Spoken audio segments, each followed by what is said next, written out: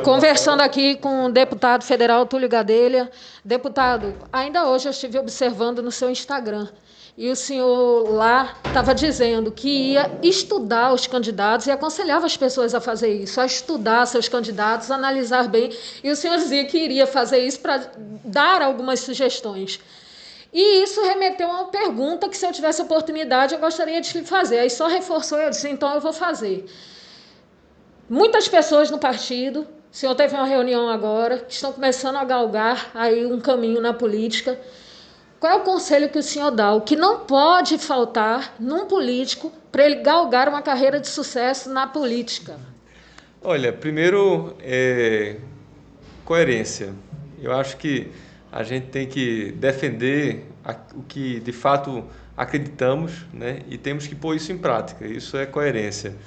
Acho que talvez seja um grande problema na política a falta de coerência, muitas vezes, dos candidatos quando assumem mandato, né? Bem, um outro ponto muito importante que eu acredito que será diferencial nessa eleição é o lugar de fala mesmo, né? Acho que a gente tem visto que as pessoas estão buscando mais pessoas que tenham uma representatividade de fato, pessoas que tenham vivência, né, das dificuldades de uma pessoa comum, das dificuldades de uma pessoa que está no espaço de desemprego, que está enfrentando problemas na saúde pública, na educação, né?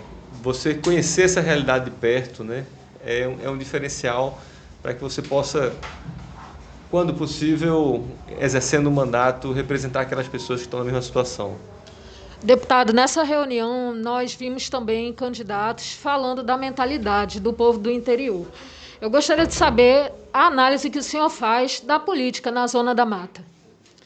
Olha, se fala muito em assistencialismo no interior como um todo, não só na Zona da Mata, mas no Sertão, Agreste, na região metropolitana, né? A política ela tem que romper essas amarras do assistencialismo. Ela tem que ser feita com ideias, tem que ser feita com projetos, mas que para que isso tenha repercussão de fato nas urnas, tem que haver conscientização política. As pessoas têm que saber o papel de um vereador, as pessoas têm que saber quais são os projetos necessários para a cidade.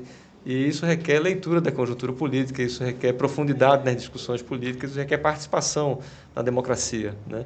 Por isso, eu acho que a gente consegue, sim, ter bons candidatos, né? O grande problema é dar visibilidade a esses candidatos, para que as pessoas tenham conhecimento que existem bons projetos, boas propostas, pessoas com coerência na política. E por isso essa nossa rodada pelo Estado, né? Conversando com as pessoas, ouvindo a história das pessoas, vendo a coerência das pessoas, né, na sua trajetória política, e vendo aqueles que nós acreditamos que realmente acrescentam no ambiente político, eu tenho maior vontade e maior gosto de apoiar. Para encerrar, deputado, não tomar muito seu tempo, a gente sabe da sua agenda, indo agora para a esfera federal. Como é que o senhor... Dizem que nem todo mundo é 100% ruim, nem 100% bom. Como é que o senhor analisa aqui o andamento na esfera federal? Como é que o presidente está lidando com as situações? E aí, para não tomar muito seu tempo, eu vou logo fazer um miúdo aqui, né? Em relação às queimadas que nós estamos sofrendo, né? Que muita gente diz que não é de agora, mas a posição dele em relação à pandemia, ao benefício, toda a fome, que eu vi uma postagem sua falando do aumento, né, dessa questão no nosso país. Como é que o senhor faz uma análise? Saúde, educação? Olha, a gente vive uma situação muito crítica. Temos um governo federal desastroso no Brasil. Não só no campo dos direitos humanos, mas no campo do emprego, por exemplo, né? O índice de desemprego no Brasil está muito alto, isso mesmo antes da pandemia. A gente tem um governo que não teima em promover e disseminar fake news. A gente tem um governo que tenta desmontar as instituições, né, os órgãos de fiscalização. A gente tem um governo que tem desprezo pelos direitos humanos, pelas populações originárias, pelos povos indígenas, pela população negra. Um governo homofóbico e aplica isso na prática, na gestão.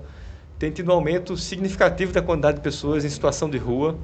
Ou seja, é tudo muito preocupante hoje, né, com relação ao governo federal. A gente percebe que existe um aumento importante para o governo na popularidade, mas esse aumento está muito atrelado aos benefícios que as pessoas têm recebido por conta do auxílio emergencial, né, daqueles valores. E a gente acredita que a gente precisa sair desse ciclo vicioso, né? É importante receber o auxílio agora, nesse momento, diante da situação grave, mas um governo federal não pode propiciar apenas isso, né? Precisa propiciar dignidade às pessoas, e é isso que falta. Por isso, continuamos na oposição ao governo Bolsonaro, fiscalizando o governo, denunciando os abusos e fazendo política com verdade e com amor. Deputado, eu quero lhe agradecer em nome do Dani Nurse Blog e de toda a população, registrando aqui a presença da secretária de Ação e Desenvolvimento Social, Marta Guerra, vereador Elton Lopes, assessora do prefeito Deise Aguiar e todo mundo aqui, a sua assessoria. A gente agradece, muito obrigada e até a próxima, se Deus assim nos permitir. Eu que agradeço, pessoal, um beijão, vamos seguir com força, com fé, que a gente pode fazer uma política melhor cada dia. Obrigada, gente.